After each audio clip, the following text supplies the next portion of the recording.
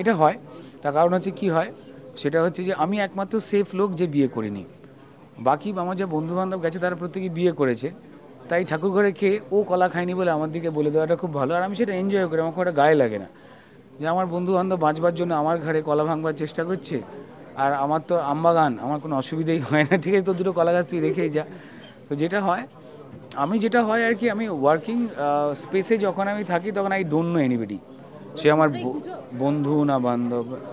পুরোটা গুজবের জায়গা নয়, পুরোটা গুজব বললে না খবরের কাগজ পড়তে চাইবে না লোক, টেলিভিশনে বা মিডিয়াতে নিউজ দেখতে ইচ্ছা করবে না। আমাদের লাইফে কিছু স্পাইসি এফেক্টস থাকে যেগুলো তার দর্শকেরও আছে। মুশকিল হয় কি, তারা যখন ঘোরাঘুরি করেন বা ধুম করে জঙ্গলে ঢুকে যান, কেউ তো চেনে না, খবর হয় না। এবার আমরা জঙ্গলে কেন হাত দিয়ে মুখ ঢাকলে কিন্তু বিরাট খবর, উনি তো মুখ ঢেকে কাপড়ের তলায় ঢুকে গেলেন বলে।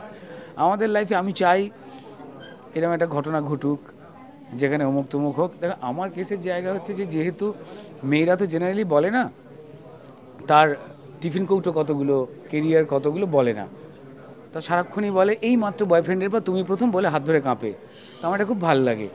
তো সেই জন্য আর কি এখানে যতগুলো মেয়ে ছিল আমি সবার সঙ্গে প্রেম করেছি মন দিয়ে, তার বয়ফ্রেন্ডের আপত্তি হয়নি।